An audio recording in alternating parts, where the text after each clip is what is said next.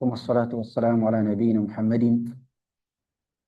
وعلى آله وصحبه أجمعين أما بعد. Ya, yang saya hormati ya tentunya Ustadz kita, Ustadz Ketua DPD dan juga para asatidzah sekalian yang dimuliakan oleh Allah Subhanahu wa taala dan juga yang mengikuti kita lewat Zoom ya. Ya, lewat Zoom. Ya, semoga kebersamaan kita ini dinilai oleh Allah Subhanahu wa taala sebagai kebersamaan di atas takwa dan dakwah. Ya. Tentunya tadi Ketua DPD Pak Ustadz Jusman ya, menyebutkan bahwa ini nasihat ya, ini tentunya bukan nasihat ya, ya ini bukan nasihat ya, kalau nasihat itu kan dari Ustadz besar ya, kita ini ya ini sekedar sharing ya, sekedar sharing, semoga bermanfaat bagi diri kami pribadi dan juga bermanfaat bagi asatidzah sekalian.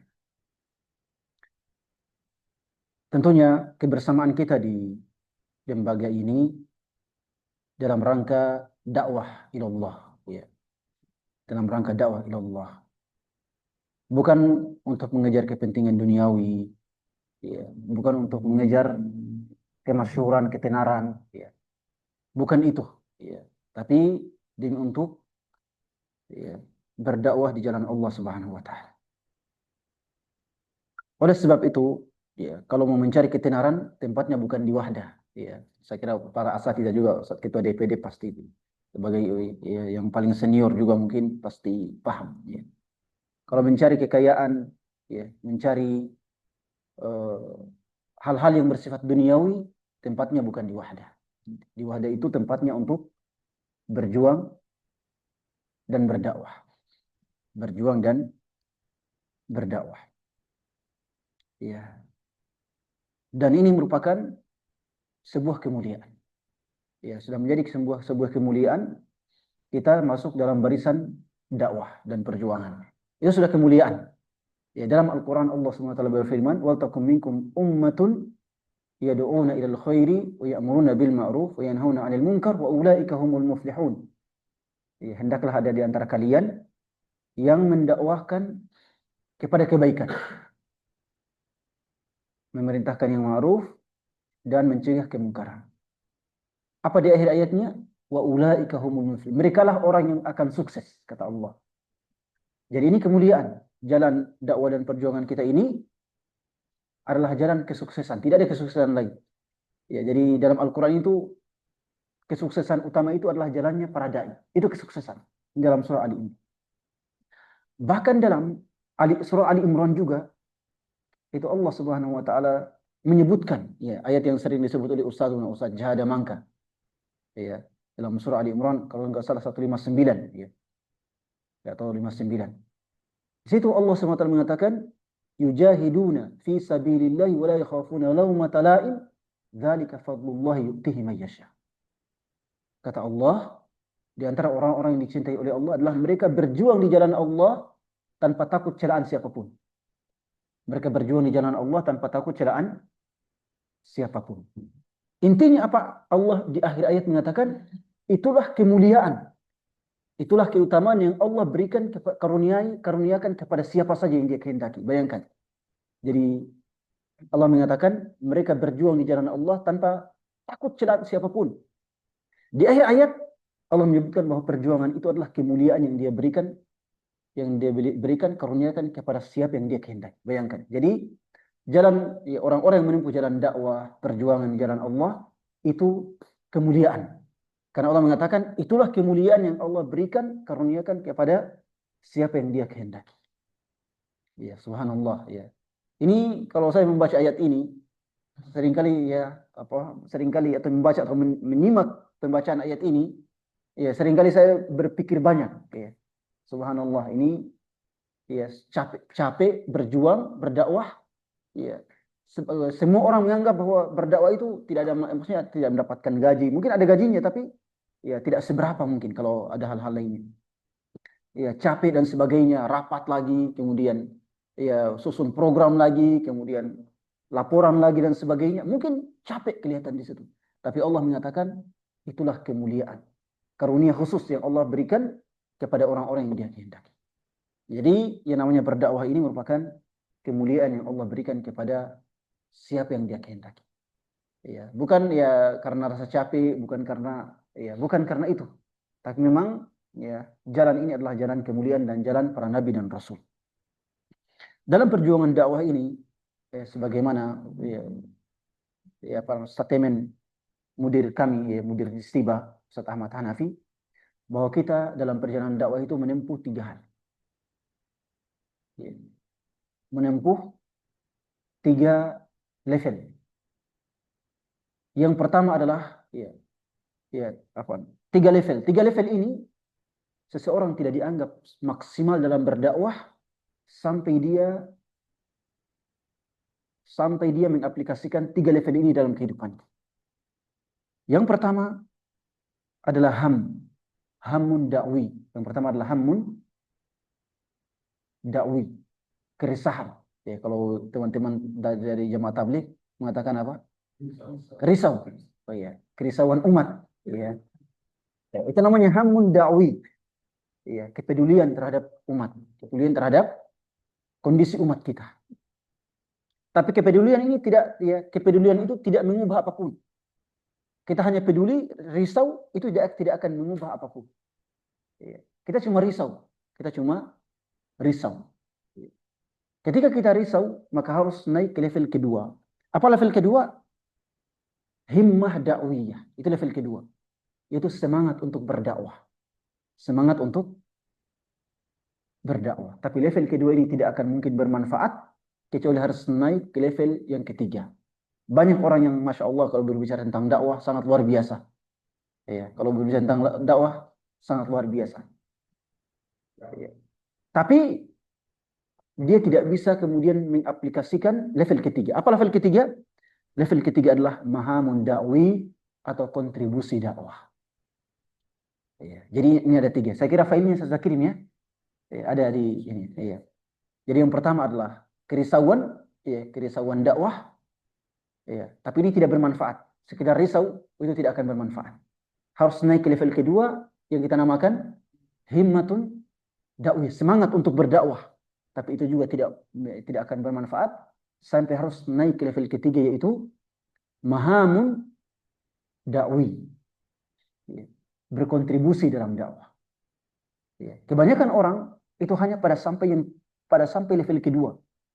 Hanya semangat, rajin taklim, pulang ke rumah tidur, besoknya lagi pergi kerja, kemudian taklim, begitu terus. Ya. Tapi level ketiga itu yang sulit, mahamun dakwi, berkontribusi untuk dakwah itulah yang sulit. Ya, itulah yang paling sulit.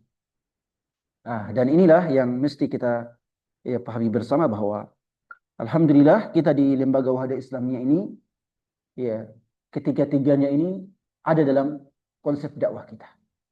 Bahwa seorang kader Wahda Islamiyah tidak hanya harus risau, tidak boleh hanya semangat dakwah, tapi dia harus punya kontribusi. Sedikit atau banyak dia harus punya kontribusi. Iya. Apakah sampai di situ? Tidak. Setiap poin ini memiliki penjabaran masing-masing. Kerisauan kita terhadap umat, kemudian semangat dakwah kita, dan kontribusi kita.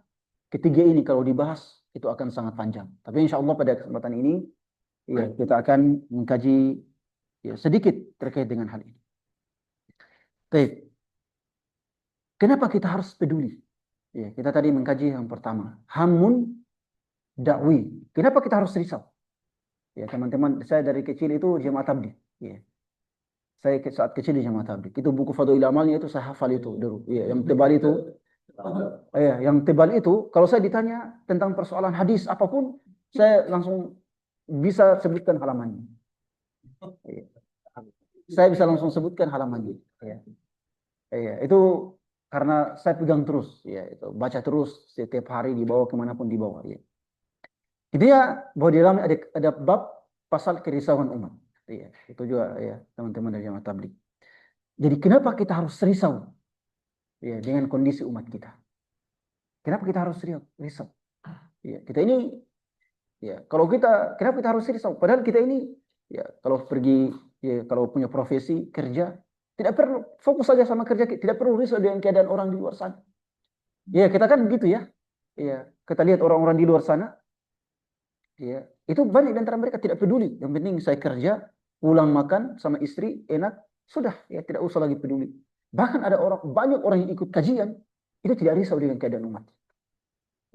Dia ikut kajian, pergi ikut kajian, dia mendengar, kemudian pulang tidur, besoknya kerja, kajian lagi. Ya. Yang penting dia bisa ikut kajian. Ya. Tapi dia tidak risau dengan keadaan umatnya. Kalau diingatkan, dia bilang, ya, insya Allah itu tidak ada problem. Ya. Yang penting saya sudah ikut kajian. Ya. Ya, dia tidak punya kerisauan. Oleh sebab itu, kenapa kita harus peduli dan risau? Ya. Yang pertama, ya, bahwa banyak muda-mudi kaum muslimin yang sudah jauh dari agama. Banyak muda-mudi kaum muslimin yang sudah jauh dari agama. Kalau kita berpikir, ya saya itu kalau subhanallah kalau melihat anak-anak muda ya, mungkin para asatidz juga sangat sedih. Sangatlah sedih. Iya, sudah jauh dari agama. Kalau kita ya, berdasarkan beberapa data survei, ya, para gadis-gadis saja berdasarkan data-data survei yang ada, ya, lebih dari setengahnya sudah melaksanakan hubungan, ya, intim sebelum usia pernikahan. Bahkan usia 18 tahun, usia 19 tahun itu sudah puluhan persen. Ya. Kalau kita baca data-data yang seperti belum lagi persoalan narkoba, persoalan meninggalkan sholat, persoalan miras, persoalan pergaulan bebas, LGBT. Kalau kita baca itu kita akan sangat sedih. Ya, tapi Allah Subhanahu wa taala memerintahkan kita, wala tahzan alaihim. Ya. Janganlah sedih. Ya. Janganlah sedih. Betul kita risau, tapi jangan terbawa dengan kesedihan. Karena kalau kita terbawa dengan kesedihan, tidak ada gunanya. Tidak ada gunanya. Kenapa tidak ada gunanya? Ya karena yang namanya sedih itu tidak bermanfaat apa-apa kalau tidak diiringi dengan kontribusi. Ya. Ya. Dan inilah yang diperintahkan oleh Allah kepada Nabi kita Muhammad SAW. Wala tahzan alaihim. Jangan bersedih karena melihat kaummu tidak mau beriman. Jangan bersedih karena melihat mereka lebih sibuk dengan urusan dunia. Jangan bersedih. Ya, tugasmu hanyalah berdakwah. Jadi kontribusi. Jadi kenapa kita peduli? Ya, karena mereka adalah saudara-saudara kita. Kita ingin menyelamatkan mereka. Ya. Ini kerisauan. Kemudian, ya, para salaf rahimahumullah juga mengatakan bahwa kerisauan kita terhadap dakwah ini merupakan bentuk dari kepedulian kita terhadap umat ini. Ya, para salaf mengatakan laisa minna man lam yahtamma bi umuri al-muslimin. Bukan golongan kita orang yang tidak peduli dengan urusan kaum muslim. Ya. Jadi ini ya sekaligus penegasan dari para salaf bahwa seorang mukmin sejati adalah mukmin yang peduli dengan kondisi kaum muslimin. Ya. Bukan ya, dan kepedulian yang tertinggi bukan kondisi kemiskinan mereka, bukan kondisi kekurangan mereka, walaupun itu juga penting. Tapi kepedulian yang paling tinggi adalah kondisi kesolehan dan ibadah mereka. Apakah mereka sudah dekat dengan Allah atau tidak? Ya, ini tentunya menuntut dari kita semua kerisauan dan kepedulian dakwah. Ya. Kemudian yang kedua tadi himmatun dakwiyah. Kenapa kita harus semangat dalam berdakwah? Tadi kita risau, setelah ada kerisauan, kita harus meningkat ke level yang kedua, yaitu bersemangat untuk berdakwah. Karena kita risau ini banyak ya menjamurnya maksiat, banyak hal-hal yang tidak kita ridhoi, kita harus semangat untuk berdakwah. Ya. Kenapa kita harus semangat dalam berdakwah? Ya, sebagaimana dalam ya ungkapan kita, kalau bukan Anda siapa lagi? Ya, kalau bukan kita siapa lagi? Ya, apakah kita mau membiarkan Syiah mendakwahi mereka? Ya, atau aliran-aliran sesat mendakwahi mereka? Tidak mungkin. Ya, jadi kalau bukan kita siapa lagi? Ya. Dan ya inilah ya yang menjadi ajang kemuliaan kita semua. Tadi kita sudah sebutkan ya yang menjadi ajang kemuliaan kita semua. Ya, kalau bukan ya, karena kita dalam berdakwah ini manfaatnya bukan yang pertama kali merasakan manfaat dakwah ini bukan untuk orang lain, bukan. Ya, kita berdakwah ini manfaatnya untuk diri kita sendiri. Ya. Karena tadi apa? Wa ulaika humul muflihun. Jadi orang berdakwah itu manfaat pertamanya bukan untuk orang lain, tidak, tapi untuk diri kita. Ya, bukan untuk orang lain. Ya. Makanya orang-orang yang paling berbahagia adalah para dai. Ya. Seperti antum-antum semua lah. Ya. Ya. Orang yang paling berbahagia sebenarnya adalah para dai. Walaupun mungkin ada orang mengatakan, oh saya ini kurang bahagia mungkin karena sibuk terus dan sebagainya, mungkin kurang merasakan kenyamanan. Ya, tapi kita katakan, ya jangan merasa seperti itu, jangan merasa seperti itu. Kenapa? Ya, karena ya di balik kerja-kerja kita, disitulah kebahagiaan kita. Ya, ketua DPD misalnya, kalau sudah ada satu program yang sukses, itu bahagianya sangat luar biasa. Ya, dan itu kita rasakan. Kalau ada program kita yang sukses, itu kebahagiaan kita luar biasa. Dan para ulama telah mengatakan, ya, as-sa'adatu bil ata' afdalu wa akbar min as-sa'adati bil akhdh. Ya, kata mereka, kebahagiaan memberi, ya, kebahagiaan berkontribusi itu lebih besar dan lebih utama daripada kebahagiaan ketika menerima. Ya. Itu sudah kaidah yang pakem itu. Ya, kaidah yang pakem dan paten dalam agama kita. Kebahagiaan ketika memberikan kontribusi itu lebih besar dan lebih utama daripada kebahagiaan menerima. Ya. Dan ini berlaku di dunia dan di akhirat. Baik. Jadi ya, terus kenapa kita harus semangat dalam berdakwah? Ya, karena berdakwah adalah kewajiban sekaligus anugerah dari Allah Subhanahu wa taala. Kewajiban sekaligus anugerah dari Allah Subhanahu. Kewajiban apa? Karena Allah mengatakan hendaknya ada segolongan di antara kalian yang berdakwah. Ya. Di waktu yang sama, dia juga adalah anugerah. Dzalika fadlullah yu'tihi may yasha. Ya. Belum lagi kalau kita berbicara tentang keutamaan-keutamaan dakwah. Ya, dan dakwah ini jangan disalahpahami. Jangan disalahpahami secara sempit. Ya. Dakwah ini jangan disalahpahami secara sempit. Ya, mungkin banyak orang mengira dakwah itu seperti saya atau seperti Pak Ketua ya. Berkuar-kuar itu dakwah, berceramah itu sudah dakwah. Memang itulah dakwah, tapi ya, dakwah itu tidak sempit seperti itu. Mengikuti rapat-rapat, planning, ya, planning, laporan-laporan, ya, membuat laporan-laporan, kemudian semua hal yang ada kontribusi, yang ada ya kaitannya dengan dakwah, itulah dakwah. Ya, ketika Anda mengikuti rapat, itulah dakwah. Ya, itulah dakwah. Ketika Anda harus ngantor demi untuk sebuah laporan, demi untuk laporan dan hal-hal lain, itulah dakwah. Ya, jadi dakwah itu jangan hanya disempitkan dengan makna berdiri di atas mimbar, kemudian berceramah. Dakwah tidak hanya seperti itu.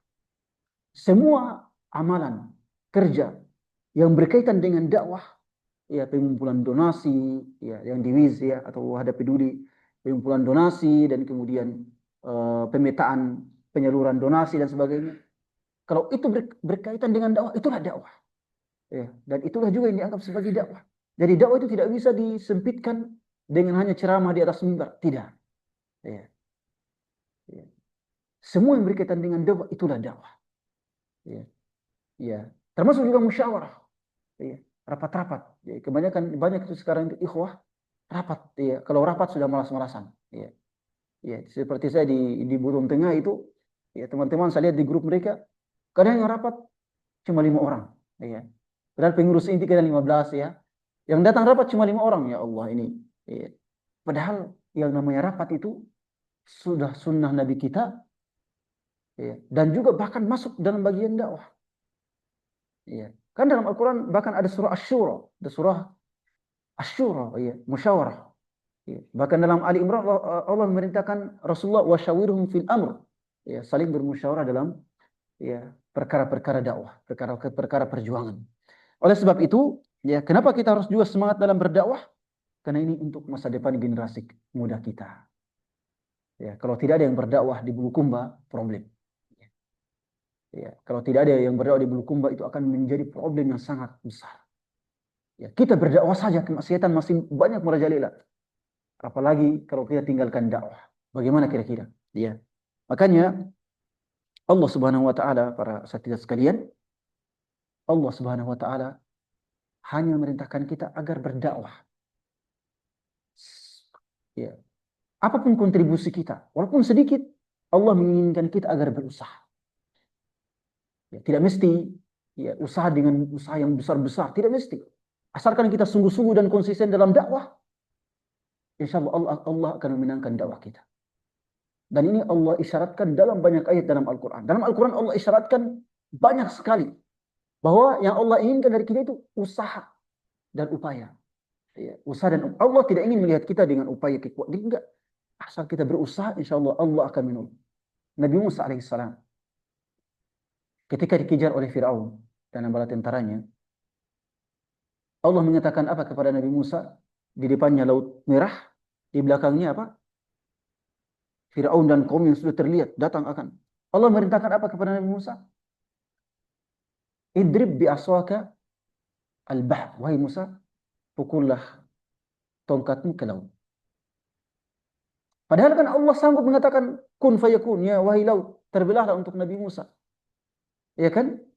Kenapa Allah mengatakan kepada Nabi Musa, pukullah tongkatmu wahai Musa? Apa kekuatan tongkat sehingga bisa membelah air laut? Tidak ada ya.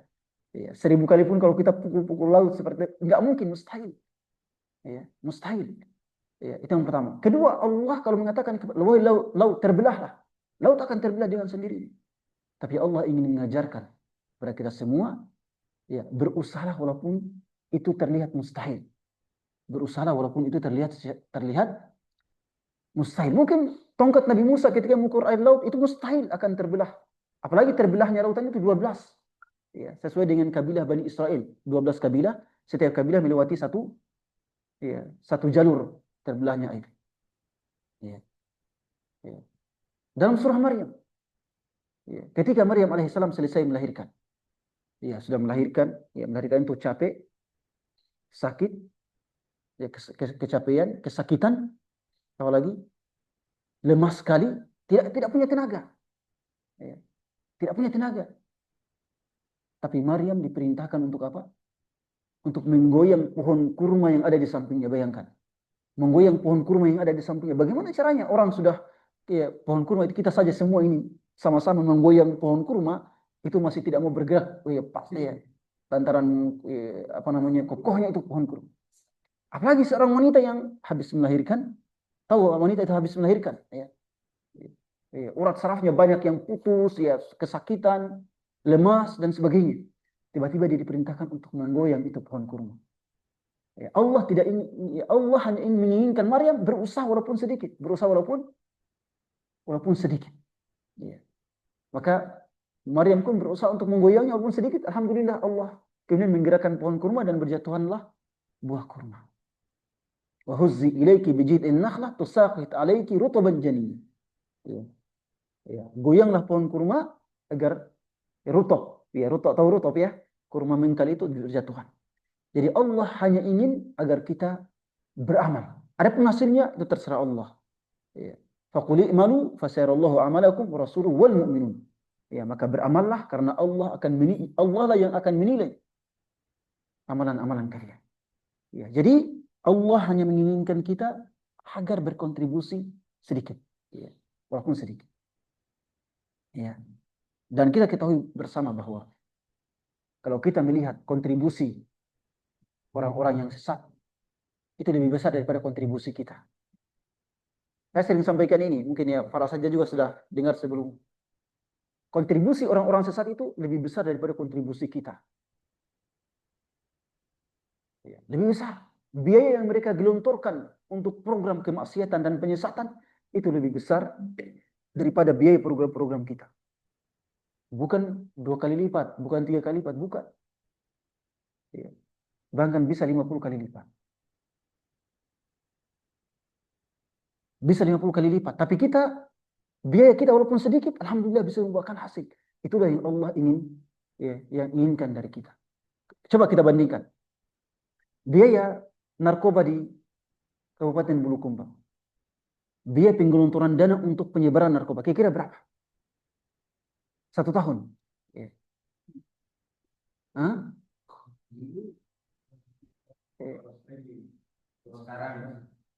Di Bulukumba lah. Sekarang Master juara 2 anak susah. Itu dia, juara 2. Iya. Kira-kira berapa dana yang mereka gelontorkan untuk? Iya. Taruhlah 10 miliar. Taruhlah 10 miliar. Jelas ya? 10 miliar. Dakwah kita dalam 1 tahun berapa biayanya? Dengan seluruh yang ada. Dengan seluruh bagian departemen-departemen yang ada. Paling berapa? Cukup 1 miliar? Bayangkan. Bayangkan narkoba saja sudah berpuluh-puluh kali lipat dibandingkan dengan biaya dakwah kita. Itu masih narkoba. Belum kita berbicara tentang miras. Ya, dengan segala perizinan dan toko-toko dan ini. Belum kita berbicara tentang prostitusi. Ya. Belum kita berbicara tentang LGBT. Ya. Artinya, ya, kontribusi mereka dalam itu masih kemaksiatan. Belum kita berbicara tentang kesesatan. Kaum Syiah dengan kesyiahannya. Ya. Ahmadiyah dengan keahmadiyahannya. Islam jamaah yang di mana-mana juga ada. Ya. Jadi memang kalau kita membandingkan upaya kita, kontribusi kita dengan kontribusi mereka, kita masih kalah jauh. Ya. Kita belum berbicara tentang rapat-rapat. Kita masih berbicara tentang biaya. Persoalan narkoba saja, mereka ya dananya sudah 50 kali lipat dengan dana dan biaya yang kita keluarkan untuk dakwah. Masih narkoba, belum kita berbicara tentang persoalan lain. Ya. Ini menunjukkan bahwa apa? Ya. Menunjukkan bahwa biaya yang mereka keluarkan untuk program kemaksiatan dan kesesatan itu sangat luar biasa. Ya, itu sangat luar biasa. Ya. Belum lagi kita rapat-rapat mereka. Rapat-rapat mereka terkait dengan penyebaran itu lebih intens daripada rapat-rapat dakwah kita. Ya. Rapat-rapat yang mereka lakukan, bagaimana agar tidak tertangkap polisi, bagaimana agar bisa disebarkan, itu semua rapat-rapat lebih intens dan lebih rajin dibandingkan rapat-rapat dakwah kita. Dan mereka lebih semangat dibandingkan semangat kita. Ya. Mereka lebih semangat. Ya. Ya. Tapi perbedaannya kata Allah, in takunu ta'lamuna fa innahum ya'lamun wa tarjuna minallahi ma la yarjun. Itu perbedaannya. Ya. Kalian itu capek berjuang. Sebagaimana mereka juga capek berjuang. Ya. Kalian itu capek berjuang. Sebagaimana mereka juga capek rapat-rapat. Kita capek rapat-rapat. Mereka capek rapat-rapat. Kita capek mengurus wahda dan umat. Mereka juga capek mengurus kemaksiatannya. Perbedaannya adalah apa? Wa tarjuna minallahi ma la yarjun. Perbedaannya adalah kalian mengharapkan pahala dari Allah, sedangkan mereka mengharapkan keuntungan dunia. Itu perbedaannya. Kalau rasa capek, kita sama-sama capek. Bahkan mereka lebih capek. Ya. Tapi perbedaan kita dengan mereka adalah apa? Kita mengharapkan pahala dari Allah, sedangkan mereka mengharapkan keuntungan dunia. Ya. Ini ya seharusnya ya membuat kita ya lebih semangat. Kenapa kita harus berdakwah? Kenapa kita harus berdakwah? Kemudian yang ketiga, kita harus naik level yang ketiga itu kontribusi. Semangat dakwah, ya, itu tidak ada gunanya kalau tanpa kontribusi. Ya. Ya. Ikhwah itu banyak, Masya Allah, kalau berbicara tentang dakwah sangat luar biasa. Teorinya sangat luar biasa. Tapi kontribusi, ya, disuruh turun lapangan ya, GSD. Oh, jarang yang ada yang, ya, jarang, bukan jarang, tapi ya masih banyak yang belum bisa berkontribusi. Ya. Ya. Ada juga yang cuma kirim uangnya. Nah, ini saya tidak bisa datang. Saya kirim saja. Ya memang betul, tapi kita mau kehadiran ya, ya kehadiran orangnya bukan uangnya. Ya. Ya, jadi yang ketiga adalah kontribusi, mahamun dakwi. Kenapa kita harus berkontribusi dalam dakwah? Ya. Yang pertama adalah karena itu tuntutan dari Allah Subhanahu wa taala. Ud'u ila sabili rabbika bil hikmati wal mau'izatil hasanah. Ya, berdoalah ke jalan Tuhanmu ya dengan mau'izah yang baik. Ya, dengan hikmah dan mau'izah, itu tuntutan dari Allah. Jadi dakwah ini bukan ya, bukan dari yang lain, dan ini dari Allah, tuntutan dari Allah. Ya, jadi kalau kita berdakwah jangan kita takut kehilangan, jangan takut kehilangan jabatan, ya kehilangan apapun, ya, ya kehilangan rezeki, ya kehilangan waktu bersama istri, jangan takut. Yang penting manage waktu, ya. Ya, jadi yang namanya dakwah ini, ya adalah tuntutan dari Allah Subhanahu Wa Taala. Jadi kalau kita berdakwah Allah pasti akan menolong kita. Ya. Kalau kita berdakwah Allah pasti akan menolong kita karena Allah sudah berjanji wala yansuranallahu man yansuruh. Allah pasti akan menolong orang yang menolong agamanya. Ya, makanya dalam Al-Quran Allah SWT mengatakan, Ya ayyuhalladzina amanu kunu ansarallah. Ya, wahai orang-orang beriman, jadilah para penolong agama Allah. Menjadi para penolong agama Allah itu adalah menjadi dai, ya, yang berkontribusi dalam dakwah. Kemudian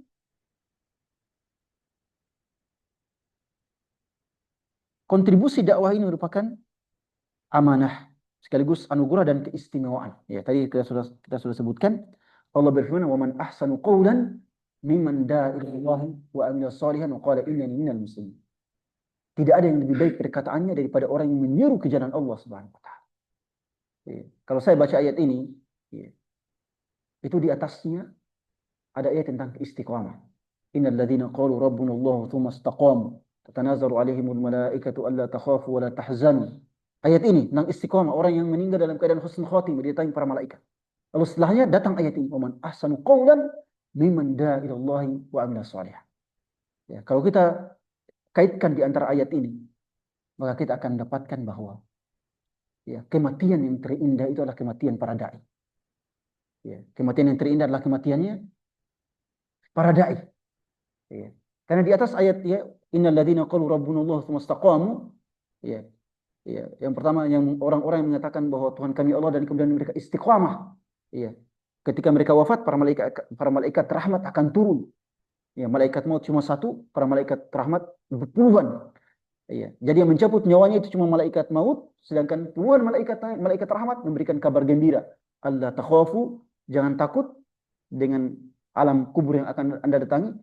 Wala tahzanu, jangan sedih dengan dunia, dengan istri, dengan anak yang Anda tinggalkan.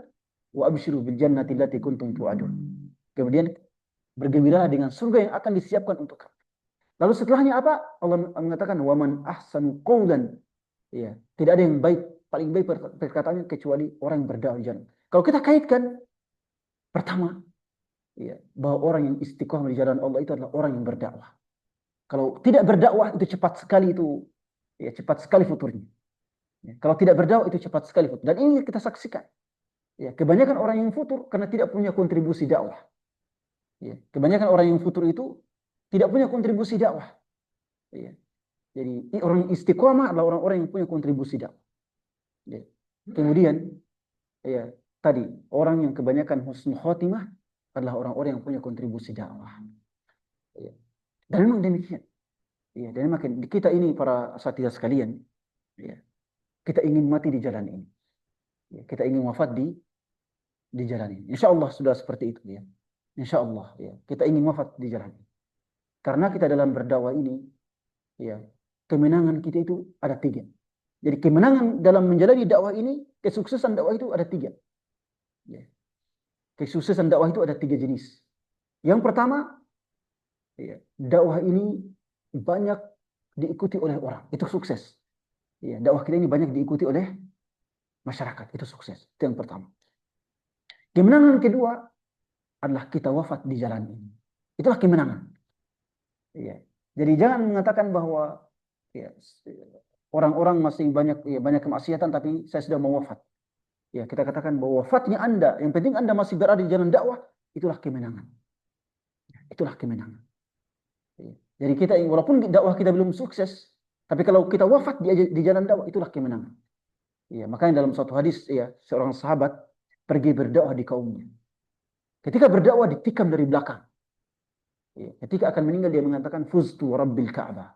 Dia bilang saya telah memperoleh kemenangan demi Tuhan, demi Tuhannya Ka'bah, saya telah memperoleh kemenangan. Kemenangan apa yang dia dapatkan?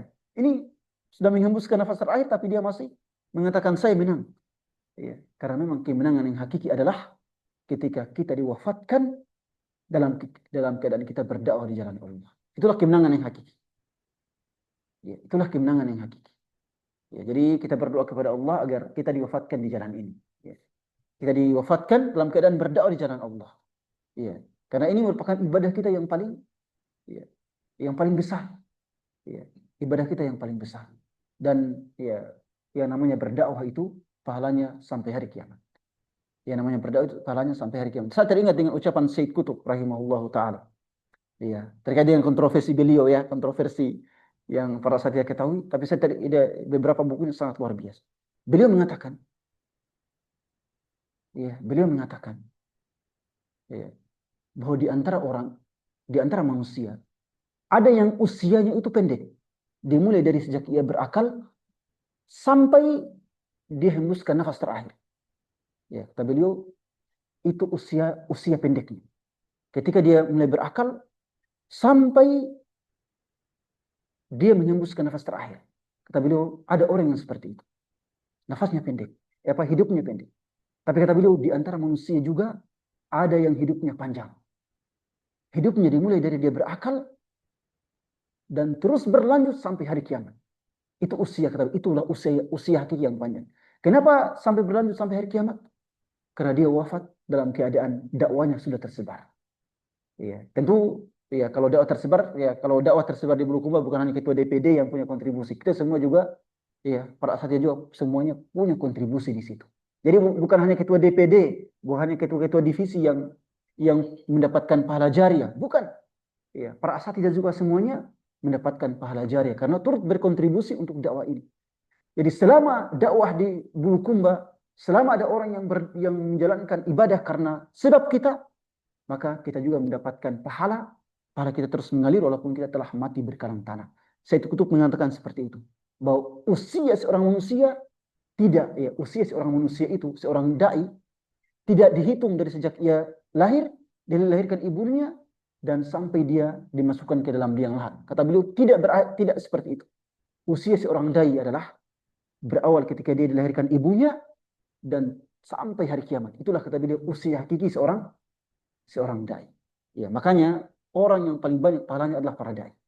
Ya, orang yang paling banyak pahalanya adalah para dai. Ya. Baik, kemudian ya pertanyaannya, kita sudah tadi risau, kemudian semangat, lalu kemudian kontribusi. Lalu apa kontribusi? Apa bentuk kontribusi kita dalam dakwah? Apa bentuk kontribusi kita dalam dakwah? Kalau berbicara tentang kontribusi dakwah, maka ada dua unsur yang tidak boleh saling terpisah. Kalau kita berbicara tentang kontribusi dakwah, maka ada dua unsur yang tidak boleh terpisah, yaitu keterlibatan dan keterikatan.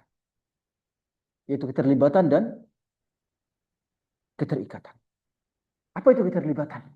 Ya. Keterlibatan adalah aktif dan konsisten dalam amal dakwah. Aktif dan konsisten dalam amal dakwah. Itu terlibat. Ya. Aktif dan konsisten. Itu namanya terlibat. Jangan kemudian satu kali aktif, kemudian dua kali tidak aktif. Itu problem. Ya. Itu namanya belum dianggap sebagai orang yang terlibat. Ya. Ya. Atau terlibat semau-maunya. Itu tidak dianggap terlibat. Ya. Jadi ya, orang yang terlibat dalam amal dakwah aktif dan konsisten dalam amal dakwah. Apa dalilnya? Banyak sekali dalilnya. Ya. Banyak sekali dalilnya. Di antara sabda Rasulullah SAW, ahabbul a'mali ilallahi adwamuhu wa inqal. Ya, kata Rasulullah, amalan yang paling dicintai Allah adalah yang paling kita konsisten melaksanakannya walaupun sedikit. Ya. Jadi walaupun sedikit kontribusi kita, asal konsisten, ya, itu lebih bagus daripada ya kontribusi kita besar tapi cuma sekali dalam 1 bulan, sekali dalam 2 bulan, itu tidak bermanfaat. Ya, jadi kontribusi kita dalam dakwah para satya sekalian harus konsisten, ya, harus aktif dan konsisten. Walaupun sedikit, tapi harus konsisten. Itulah yang kita inginkan. Ya, itulah yang kita inginkan. Ya, apalagi Rasulullah tadi Allah sudah memanggil kita, kunu ansarallah kama qala Isa bin Maryam lil hawariyin man ansari ila Allah.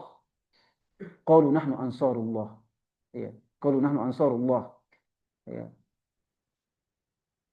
Allah sudah manggil kita, ya. Wahai orang-orang beriman, jadilah para penolong agama Allah.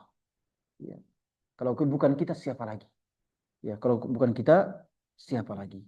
Kemudian keterlibatan dalam dakwah itu adalah bisa bekerja sama dalam amal jamaah. Bisa bekerja sama dalam amal jamaah. Ini tuntutan agama. Wa ta'awanu 'alal birri wat taqwa. Ya. Apalagi dalam hadisnya dalam surah Al-Fath ayat 29, ya, Muhammadur Rasulullah walladzina ma'ahu asyidda 'alal kufar. Muhammadur Rasulullah walladzina ma'ah. Ini menunjukkan kebersamaan. Muhammadur Rasulullah walladzina ma'ah. Muhammad Rasulullah dan orang-orang yang bersamanya. Ini menunjukkan apa? Kebersamaan. Ya. Allah tidak mengatakan Muhammad Rasulullah dan para pengikutnya dan para murid-muridnya. Tidak. Allah mengatakan apa? Dan orang-orang yang bersamanya. Makanya para sahabat itu dinamakan sahabat Nabi.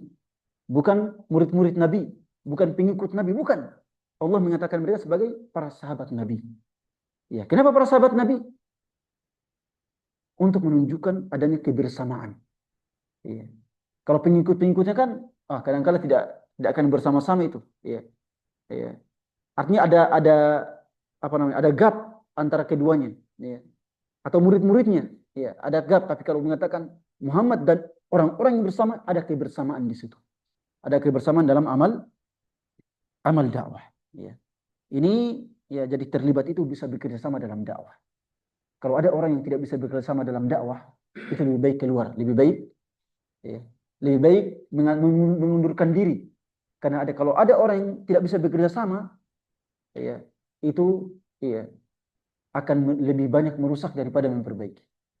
Ya, jadi kalau ada orang yang tidak bisa bersama, mungkin lebih baik dia mundur sedikit demi sedikit. Ya. Ya, makanya ada seorang pakar tarbiyah, Syekhona Faiz Az-Zahrani, beliau seringkali mengatakan, ya, ya, kalau tidak bisa menjadi seorang murabbi, lebih baik pilih profesi lain. Ya. Ya, kalau tidak bisa menjadi seorang murabbi, lebih baik pilih profesi lain, ya, yang lebih bermanfaat. Ya, karena kalau tidak bisa menjadi murabbi terus memaksakan diri jadi murabbi, itu lebih banyak akan merusak daripada memperbaiki. Ya. Ya, jadi ada orang-orang memang kalau dilihat, ini problem tarbiyahnya ini. Ya, kita katakan berhenti dulu, ya. Berhenti dulu, kamu dulu yang ditarbiyah secara baik. Ya, dilatih secara baik baru mentarbiyah. Karena kalau dibiarkan bisa saja akan merusak. Dan inilah yang mungkin juga perlu dievaluasi baik dalam skala, ya, DPD ataupun skala DPP. Itu perlu dievaluasi. Ya. Evaluasi menyeluruh kepada para murabbi. Ya, karena selama ini untuk evaluasi murabbi itu kayaknya masih sedikit. Ya. Jadi kalau ada murabbi yang bermasalah, kita katakan berhenti dulu, diganti dulu dengan murabbi yang lain, dan dia diberikan pelatihan terlebih dahulu. Karena kalau melanjutkan tarbiyah, ya, padahal dia tidak kapabel untuk itu akan lebih banyak merusak. Ya. Kemudian, ya, memiliki program bidang spesialis dalam dakwah. Ini kontribusi atau keterlibatan. Ya. Jangan menjadi seperti sebagian ikhwah di mana-mana ada. Ya, itu bagus, ya, itu bagus. Ya, tapi problem juga kalau seperti itu. Ya, di WIZ ada, di sosial dia juga ada. Di mana lagi? Ya, ya di mana-mana ada. Ya. Ya. Sebenarnya bagus, tapi itu tidak akan maksimal dalam dakwah. Keterlibatan kita dalam dakwah harus berdasarkan spesialis kita. Ya, berdasarkan spesialis kita. Ya, kalau kita fokus dalam satu atau dua bidang, insya Allah itu akan lebih bermanfaat daripada kita bekerja dalam seluruh bidang, itu tidak akan maksimal. Jadi keterlibatan ini harus apa? Harus dalam bidang spesialis tertentu. Ya. Ya, jadi ini kalau bisa mengurangi, ya, kalau bisa memang mengurangi apa namanya? Mengurangi apa namanya? Amanah yang banyak, ya, merangkap jabatan, ya. Kalau bisa memang dikurang-kurangi, ya. Maksimal 2-3 lah. Ya, kalau 2 lah, ya, kalau 3, ya. Itu ya, agar lebih maksimal maksudnya. Dan ini saya sudah sampaikan, ya, ke beberapa para asatidz. Ini rangkap jabatan ini membuat kita kewalahan. Ya, saya sendiri sekarang karena rangkap jabatan saya banyak, tugas saya untuk merampungkan syarah Aqidatul Manhajul itu sampai sekarang tidak selesai. Ya, padahal itu tugas saya itu untuk merampungkan syarah Aqidatul Manhajul. Sudah berapa bulan ini dari sejak Mukernas belum selesai. Ya. Karena rangkap jabatan ini, ya, di mana-mana kita punya jabatan, ya. Ya, ini saya bilang kepada para asatidzah ini problem. Jadi kalau bisa memperkuat lapisan kedua. Ya, lapisan kedua ini memang harus diperkuat. Ya. Lapisan kedua itu artinya ya, bisa ditakwin satu, ya, takwin satu sejak ia naik ke takwin satu memang harus diperkuat.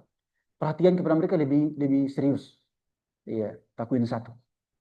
Ya, adapun tarif ya kalau tarif itu istilahnya diseriusi, tapi maksudnya dalam bentuk pemberian apa namanya tarbiyah-tarbiyah biasa. Tapi takwin satu ini ya kalau bisa memang penguatannya lebih intens.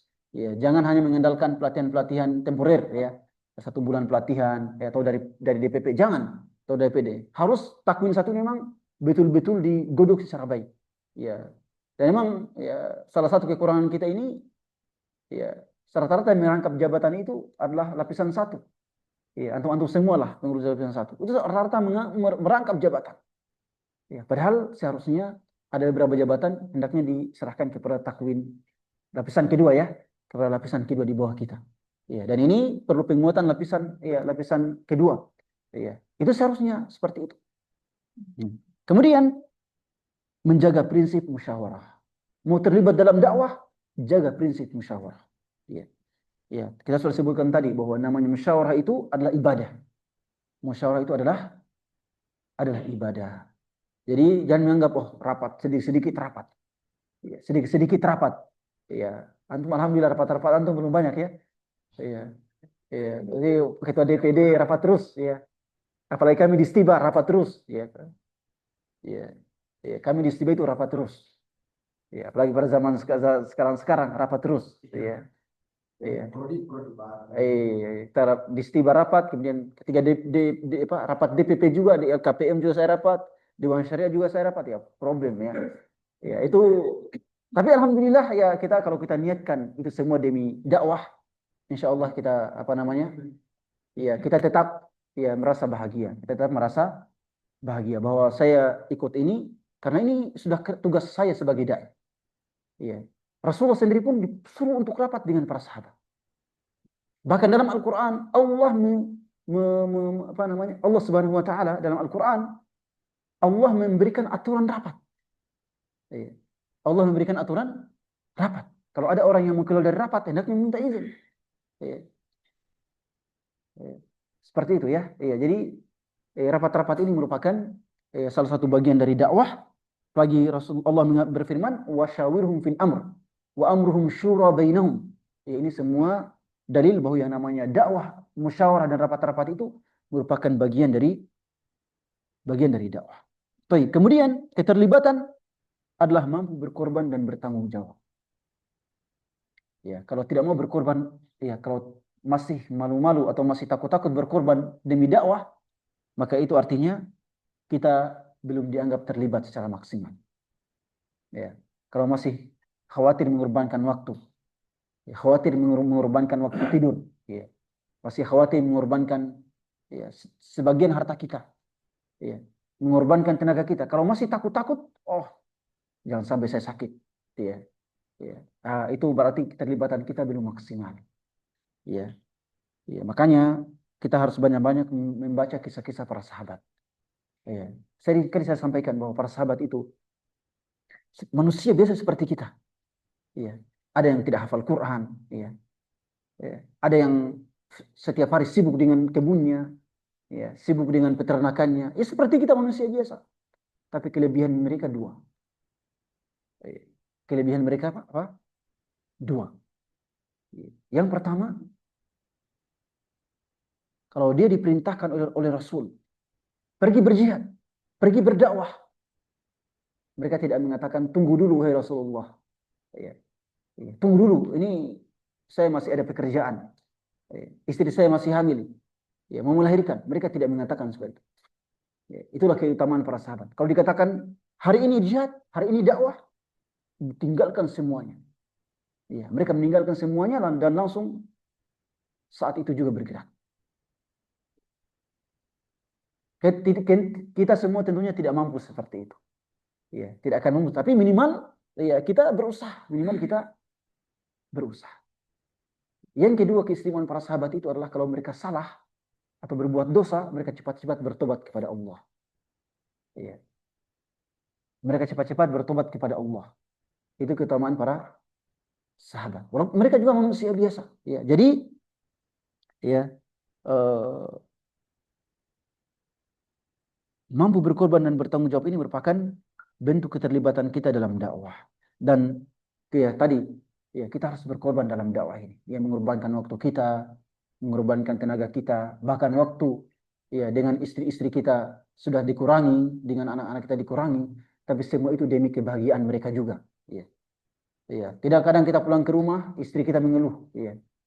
Ya. Istri kita mengeluh, anak-anak juga mengeluh ini. Ya. Ayah ini tidak pernah punya waktu untuk kami jalan-jalan ya, seperti tetangga ini tiap hari pergi jalan-jalan, kita ini sudah tidak punya waktu ya. Ya. Memang seperti itu, tapi ya sebisa mungkin kita juga berusaha untuk meluangkan waktu untuk mereka sebisa mungkin ya, sebisa mungkin ya. Tapi ya, tentunya waktu kita bersama mereka sedikit banyak sudah tersisihkan karena dakwah, karena dakwah. Dan itu semua merupakan bentuk kontribusi kita dalam dakwah, ya. Ya, dan merupakan bentuk kejujuran kita dalam berislam. Ya, dalam surah Al-Ahzab ayat 23, Allah Subhanahu wa taala, subhanallah, ayat ini ya sangat luar biasa sebenarnya. Ya. Minal mu'minina rijalun sadaqu ma ahadullah alaihi faminhum man qada nahbahu wa minhum man yantadir wa ma badalu tabdila. Ini ayat ini subhanallah, kalau kita mengkajinya secara saksama sangat luar biasa. Ya, di antara orang-orang beriman ada yang menepati janji mereka terhadap Allah. Yang menepati janji mereka terhadap Allah. Di antara mereka ada yang meninggal di jalan ini. Ya, di jalan dakwah dan perjuangan. Di antara ada yang mendahului kita, mereka sudah mendahului kita. Ya, dan di antara mereka juga ada yang sedang menunggu. Siapa yang menunggu apa? Menunggu diwafatkan di jalan, dan itulah kita semua. Ya. Kita ingin menjadi orang yang wa minhum man yantazir. Di antara mereka ada yang menunggu. Menunggu apa? Menunggu diwafatkan di jalan ini. Ya, dalam keadaan kita melakukan pengorbanan, kontribusi, tanggung jawab dakwah, kita wafat. Ya. Dan kita ingin seperti itu, ingin menjadi bagian ini. Wa minhum man yantazir wa ma badalu tabdila, dan kemudian kita sama sekali tidak mundur, ya, tidak berubah, ya, tegar di atas jalan dakwah. Tapi para asatidzah sekalian, keterlibatan semata tidak cukup. Terlibat dalam dakwah, terjun dalam dakwah, ya, kemudian ya dan lain-lain ya, ikut rapat dan sebagainya, itu tidak cukup. Ya, itu tidak cukup. Harus di backup dengan komitmen keterikatan. Harus di backup dengan apa? Komitmen keterikatan. Kalau hanya terlibat, itu kita akan berdoa semau kita. Ya, saya ikut rapat ketika saya ya mau saja. Ya. Jelas ya? Ya. Ada orang seperti itu.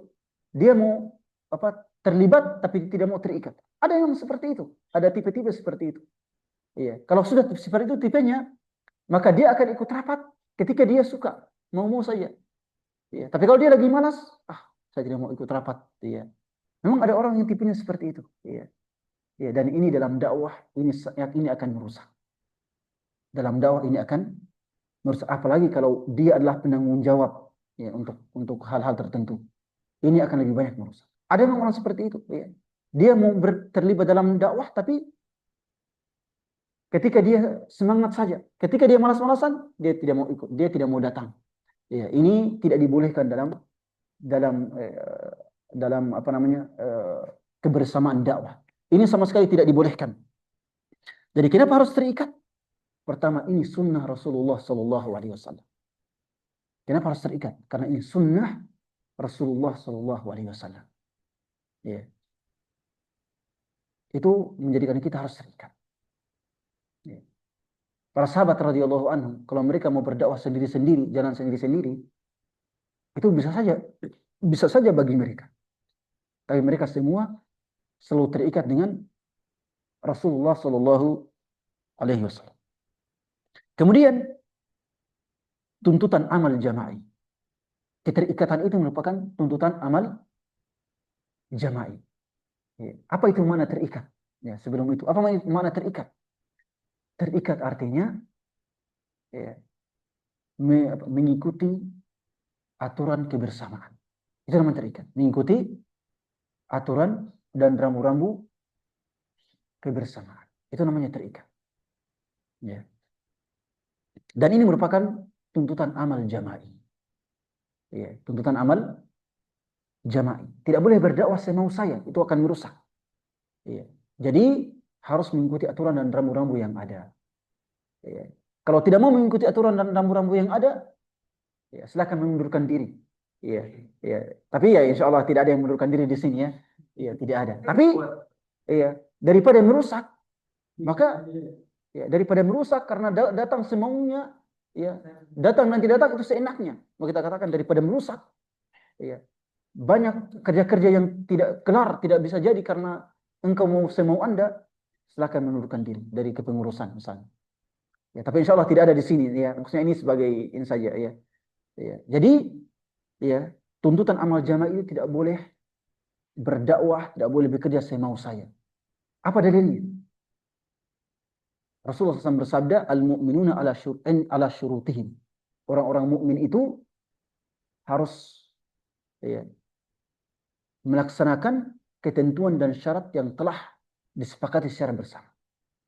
Kalau kita sepakat di sini, mari kita berdakwah bersama-sama, maka tidak boleh kemudian kita berdakwah semaunya. Harus terikat, harus terikat. Dan dakwah seperti inilah yang paling utama.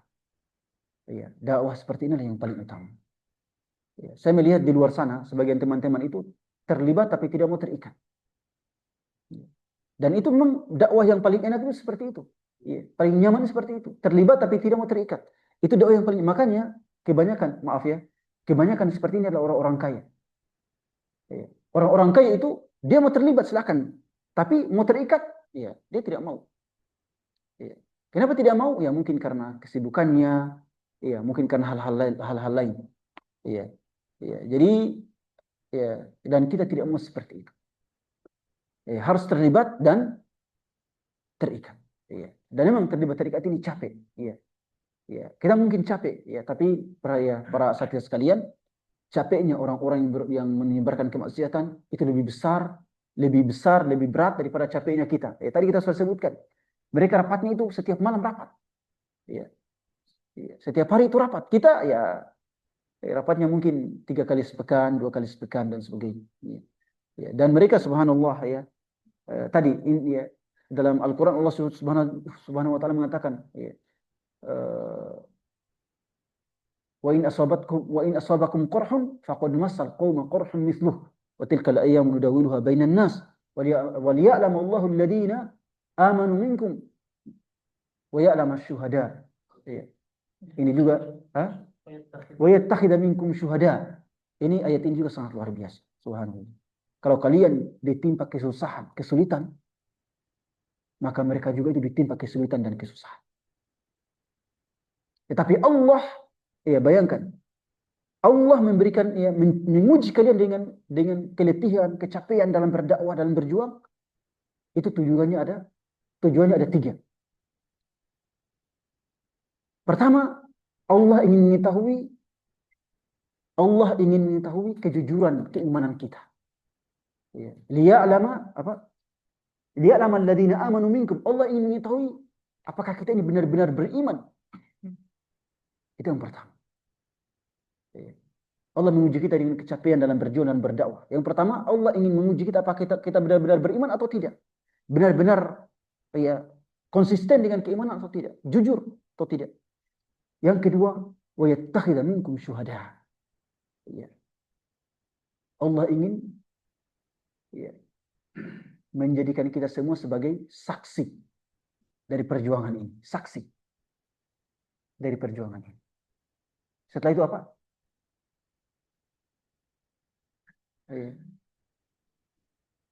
Liya'lamu alladziina aamanu minkum wa yattakhidha minkum syuhada.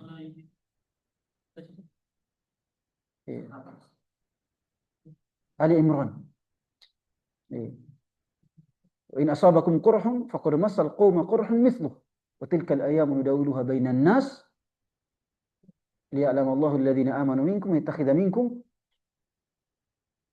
syuhada. Subhanallah ya. Ini ayatnya dihafal tapi kadang beberapa hal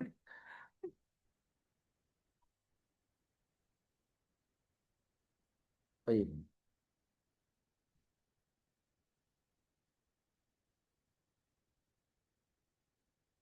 Iyam saskum qurhun subhanallah. Faqad masal qauma qurhun mithluh wa tilka al-ayyam nudawiluha bainan nas wa liya'lam Allahu alladhina amanu wa yattakhidha minkum syuhada wallahu la yuhibbudz zalimin. Wallahu la yuhibbu adz-zalimin. Baik. Jadi ya kita merasa capek tentunya, tapi tadi liya'lamallahu alladzina amanu. Ya, agar Allah bisa benar-benar mengetahui bahwa kita ini benar-benar ya konsisten, benar-benar jujur keimanan kita dan menjadikan kita sebagai apa? Saksi untuk perjuangan ini. Kemudian kenapa harus terikat? Ya, kita terikat karena dakwah itu tidak boleh asal-asalan. Ya, asal saya senang, saya berdakwah. Asal mudah, saya mau berdakwah. Kalau sulit saya tidak mau berdakwah. Tidak boleh seperti itu. Dakwah tidak boleh asal-asalan. Kemudian, kenapa harus terikat? Karena keterlibatan tidak akan sukses dan maksimal kecuali harus dibarengi dengan keterikatan. Kemudian keterikatan ini merupakan karakter utama jundullah. Karakter utama apa? Jundullah. Jadi mau menjadi jundullah harus terikat, harus terikat. Tidak boleh kemudian semau saya, ya, tidak boleh. Harus terikat. Ya. Ya.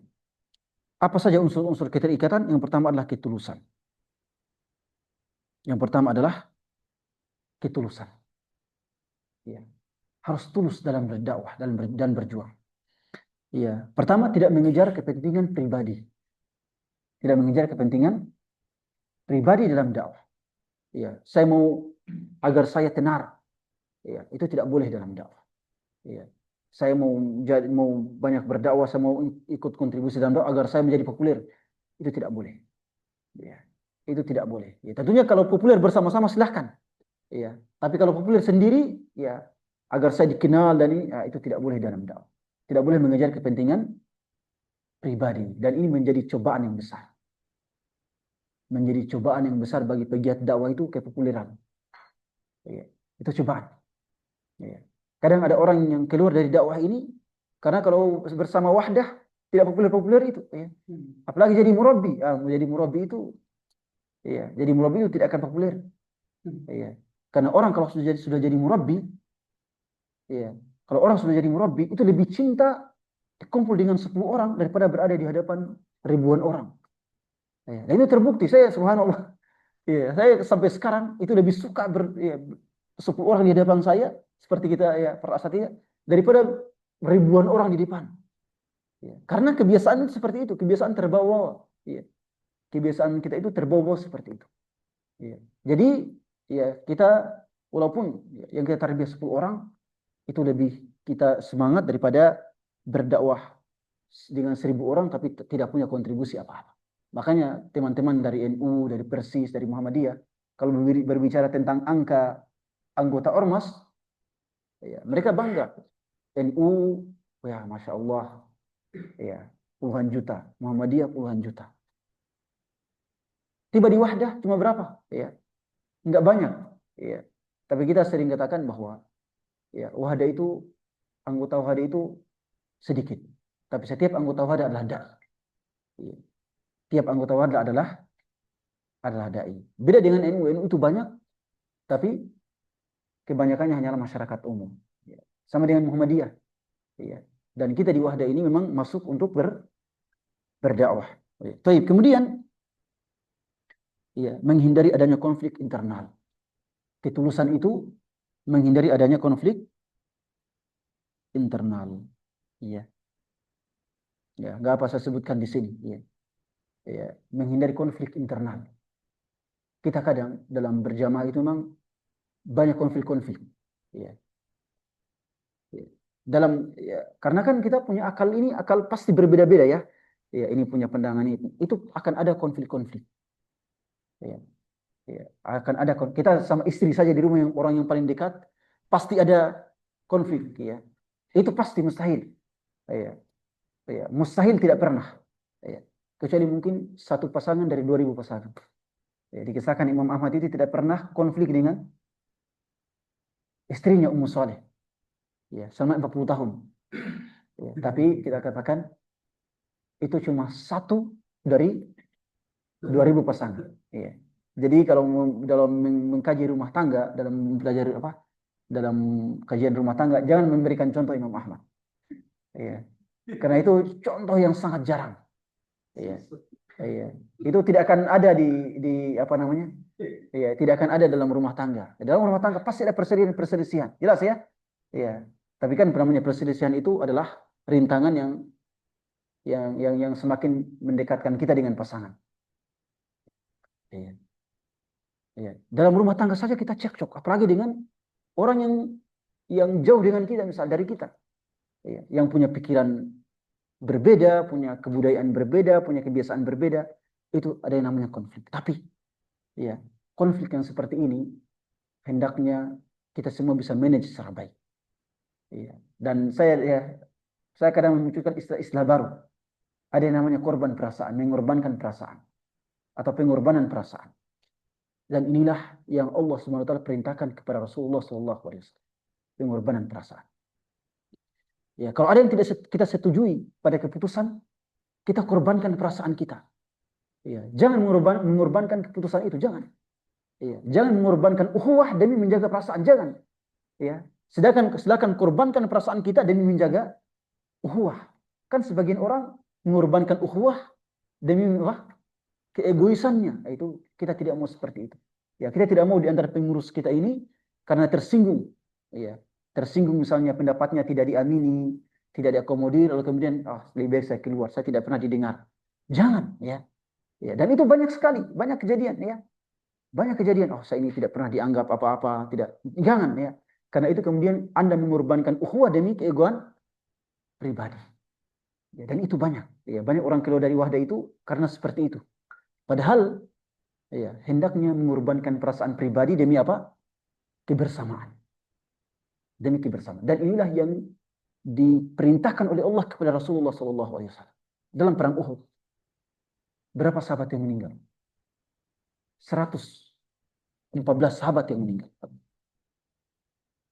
Ya, walaupun dalam sejarah itu 70-an sahabat ya. Tapi sebagian para pakar itu mengatakan 70-an sahabat itu cuma dari kaum Ansar. Cuma dari, ya hakikatnya mereka lebih dari 100 orang yang meninggal.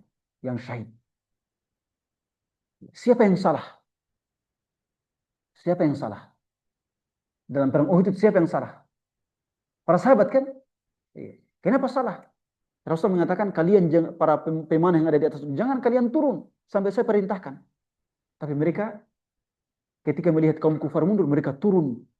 Ya, itu sebab kesalahan. Jadi dalam perang Uhud itu kaum muslimin kalah karena kesalahan para sahabat. Rasulullah ingin marah, Rasulullah ingin memarahi mereka. Ya. Rasulullah ingin memarahi mereka, tapi Allah tegur. Wahai Muhammad, korbankan perasaanmu demi kebersamaanmu dengan para sahabat. Ya. Ini taruhannya nyawa ini ya. Ini taruhannya nyawa, tapi Allah perintahkan korbankan perasaanmu demi apa? Demi kekukuhan kebersamaan. Makanya dalam surah Ali Imran, "Fabima rahmatin minallahi linta lahum, walau kunta faddan ghalidhal qalbi lan faddu min hawlik, fa'fu anhum wastaghfir lahum wa syawirhum fil amr, fa idza azamta fatawakkal 'ala Allah." Ya, wahai Muhammad, dengan atas berkat rahmat Allah, engkau berlaku lembut kepada para sahabatmu setelah mereka melakukan kesalahan dalam perang Uhud yang menyebabkan para sahabat banyak yang syahid meninggal. Kalau seandainya engkau memarahi mereka, bayangkan, ketika mereka bersalah seperti itu, engkau memarahi mereka, wahai Muhammad, mereka akan meninggalkan. Mereka akan meninggalkan. Maka korbankanlah perasaanmu. Hilangkan ego kemarahanmu demi apa? Kebersamaan itu. Agar mereka tidak meninggalkan. Bahkan Allah tidak sampai seperti itu. Allah mengatakan apa? Fa'fu anhum, maafkanlah mereka. Ya, jadi kalau di antara kita misalnya ada yang tersinggung, ya, ada yang sakit hati dengan anggota halakohnya, dengan temannya, obatnya adalah maafkanlah. Ya. Sebagaimana perintah Allah kepada Rasulullah, fa'fu anhum, maafkanlah. Apakah sampai maafkan? Di situ tidak. Allah menyebutkan wastaghfir lahum. Ya. Mohonkanlah ampunan untuknya kepada Allah. Jadi kalau ada orang yang menyinggung kita, satu halaqah atau satu ya divisi atau satu departemen, kita tersinggung ya karena ya maka apa? Maafkan lalu mohonkan ya Allah, ampunilah dia ya. Ya Allah ampunilah dia supaya ya kalau dia bersalah ampunilah dia. Ya. Itu harusnya seperti itu. Apakah sampai di situ? Tidak. Allah menyatakan wasyawirhum fil amr. Jadi maafkan, doakan ampunan untuknya. Kemudian yang ketiga, duduklah bersamanya. Ya. Bayangkan, duduklah bersama mereka, bersamanya. Ya, padahal Rasulullah ini memendam amarah. Ini kenapa mereka ini sampai meninggalkan perintahku yang menyebabkan wafatnya. Ini nyawa. Tapi Allah menyatakan tetap duduklah bersama. Karena yang namanya musyawarah itu, ya, setelah kita sakit hati, kita maafkan, memohonkan ampunan, lalu kemudian duduk bersama lagi untuk ya merajut ya merajut planning dakwah dan perjuangan itu insya Allah itu akan menghilangkan seluruh unek-unek dan rasa sakit. Ya. Jadi ya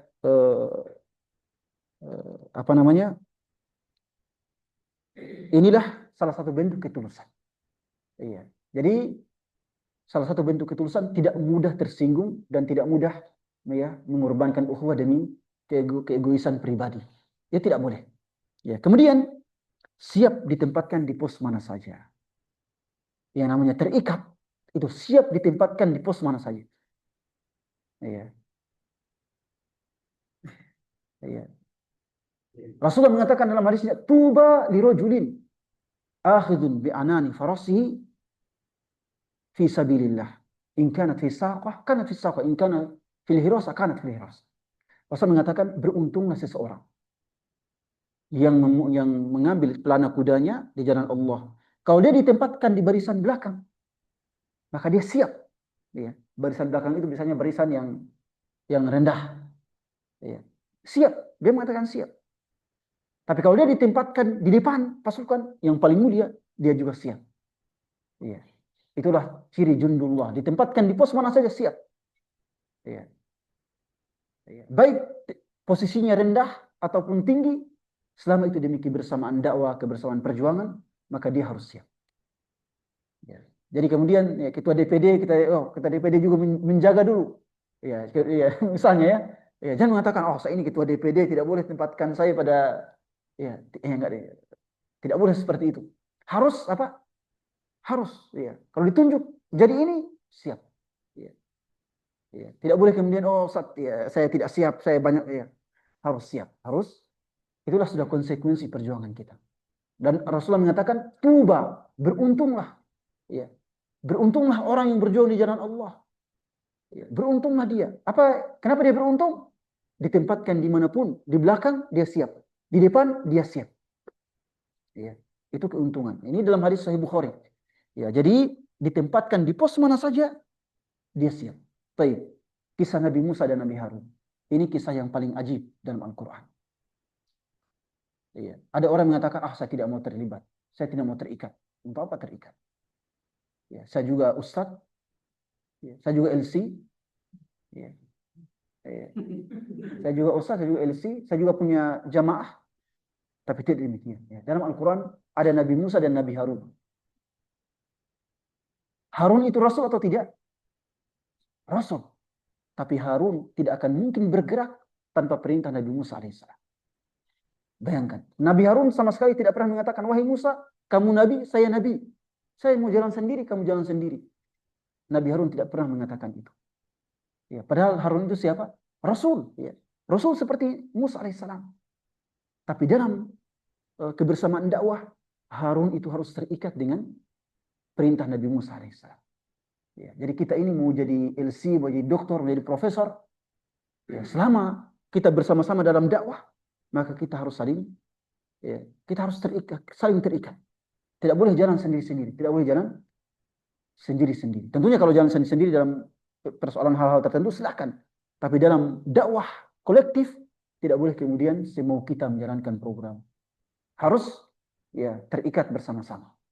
Ya, jadi Nabi Harun alaihissalam kalau dia mengatakan, wahai Musa, kamu nabi, saya nabi, kamu rasul, saya rasul. Mari kita jalan sendiri. Ya, tapi Nabi Harun satu kali pun tidak pernah mengatakan itu. Ya, ini menunjukkan bahwa yang namanya kebersamaan dalam dakwah itu adalah hal yang sangat urgen. Keterikatan ya dalam dakwah itu sangat urgen. Ya. Kemudian ya siap ditempatkan di pos mana saja.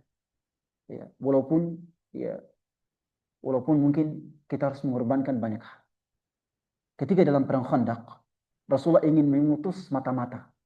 Ya, antum tahu perang Khandaq. Perang Khandaq itu Madinah dikepung oleh 10.000 pasukan. 10.000 pasukan. Dalam keadaan musim dingin. Sedangkan para sahabat yang ada dalam kota Madinah cuma 3.000. Para sahabat mau keluar dari rumah untuk buang air saja itu ketakutan. Jangan sampai selesai keluar buang air ada panah musuh yang datang. Kan kaum pasukan koalisi dalam perang Khandaq itu mereka tidak bisa masuk Madinah karena ada parit yang digali. Sehingga musuh itu cuma melemparkan anak-anak panah ke dalam kota Madinah. Para sahabat untuk keluar buang air saja itu ketakutan. Jangan sampai dikena anak panah. Pada saat yang genting itu Rasulullah memerintahkan para sahabat mengumpulkan mereka dan mengatakan, man ya'tini bi khabaril qaum walahul jannah. Atau admanu lahul jannah, kata Rasulullah, siapa yang menjadi mata-mata musuh, mata-mata pergi ke kubu musuh di luar Madinah dan kemudian menjadi mata-mata. Dan saya menjamin untuknya surga. Tapi para sahabat tidak ada yang mau. Takut, rasa apa? Semuanya takut. Orang dalam Madinah takut. Orang keluar dari pintu saja takut. Apalagi kalau sudah disuruh untuk keluar ke kubu musuh untuk menjadi mata-mata di hadapan mereka. Para sahabat tidak ada yang menjawab. Abu Bakar diam, Umar diam. Semuanya dalam keadaan genting, takut. Ya, kalau sudah seperti itu, ketua harus apa? Menunjuk berarti. Ya. Harus menunjuk. Ya. Ya. Maka ya, Rasulullah kemudian mengatakan, Qum ya Hudzaifah. Ya, berdirilah wahai Hudzaifah. Hudzaifah ibn Yaman. Ya, apakah Hudzaifah mengatakan, ya Rasulullah, saya takut ya Rasulullah. Ya, saya takut. Karena ini taruhannya nyawa. Taruhannya nyawa. Padahal Rasulullah sudah mengatakan, ya, saya menjamin dia pasti akan kembali selamat. Tapi mereka masih takut. Bayangkan. Ya. Hudzaifah tidak banyak tidak banyak bicara. Langsung berdiri. Ini ciri jundullah. Ya. Jadi kalau ketua ya, tidak ada yang mau, silakan tunjuk. Insya Allah semuanya siap. Ya. Ya. Semuanya siap. Allah Akbar. Ya. Jadi seperti itu. Ya. Ya. Jadi inilah kerja-kerja dakwah. Ya. Itu Hudzaifah taruhannya nyawa. Kita dalam kerja-kerja kita ya taruhannya tidak ada yang nyawa insya Allah. Ya. Ya. Semuanya paling taruhan ya meluangkan waktu 1 jam, meninggalkan istri 1 hari. Ya. Ya. Ya. Itu paling itu saja. Ya. Jadi ya yang namanya siap ditempatkan di pos mana saja itu harus menjadi sifat utama para dai, para pejuang agama. Siap ditempatkan di pos mana saja, siap. Ya. Tidak boleh kemudian ada yang menolak, kecuali kalau ya, merasa lemah di situ. Tapi tetap saja kalau merasa lemah kan bisa sambil belajar, bisa sambil belajar. Rata-rata kita seperti itu. Ya, ditempatkan di satu pos, ya walaupun mungkin saya masih ini, tapi sambil belajar, sambil belajar. Kemudian keterikatan juga adalah ketaatan pada hasil musyawarah dan putusan pimpinan. Ya, ini terikat. Ya.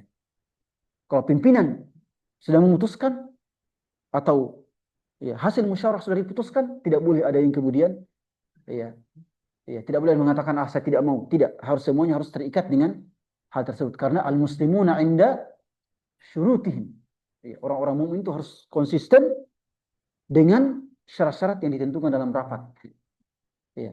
Baik, kemudian konsisten dengan visi misi dakwah. Ya, konsisten dengan visi misi dakwah. Ya, kalau ya, tentunya ini juga sangat urgen. Dan yang kelima adalah memprioritaskan uhuwah. Ya, la yu'minu ahadukum hatta yuhibba li akhihi ma yuhibbu li nafsihi. Jadi terikat itu harus memprioritaskan uhuwah dibandingkan daripada ego pribadi. Ya, tadi kita sudah sebutkan ya, lebih bagus jadi pengorbanan yang paling besar, yang paling utama adalah pengorbanan perasaan. Ya, ada pengorbanan harta, ada pengorbanan jiwa, ada pengorbanan apa? Tenaga, ada pengorbanan waktu, tapi di antara pengorbanan ini, selain pengorbanan nyawa dalam jihad tentunya, ya, pengorbanan yang paling besar adalah pengorbanan perasaan. Pengorbanan yang paling besar adalah pengorbanan perasaan. Kenapa paling besar? Ya, kenapa paling besar? Ya, karena dia menjaga persatuan dan kesatuan. Ya, karena dia menjaga keutuhan cinta dan kebersamaan. Ya, maka dia pengorbanan perasaan ini lebih tinggi dibandingkan daripada pengorbanan harta. Lebih tinggi dibandingkan daripada pengorbanan waktu, lebih tinggi dibandingkan daripada pengorbanan ya, tenaga. Ya. Makanya Rasulullah bersabda, la yu'minu ahadukum hatta yuhibba li akhihi ma yuhibbu li nafsihi. Ya. Salah seorang kalian tidak akan dianggap beriman secara sempurna sampai ia mencintai kebaikan untuk dirinya sebagaimana ia mencintai kebaikan untuk saudaranya. Ya, jadi kalau ego pribadi ya itu harus dihilangkan. Ya, demi kebersamaan dan ukhuwah. Ya, demi kebersamaan dan ukhuwah. Dan prioritas kita adalah ya kebersamaan di atas jalan dakwah ilallah. Jadi yang namanya ya, keterlibatan, yang namanya dakwah, kontribusi itu ya, adalah terlibat dan terikat. Ya, dan terlibat dan terikat ini keduanya harus sejalan dan tidak boleh kemudian hanya jalan salah satunya. Ya. Barakallahu fiikum wa jazakumullahu khairan. Saya kira demikian ya. Ya. Wa barakallahu fiikum. Kalau ada pertanyaan dipersilahkan. Barakallahu fiikum.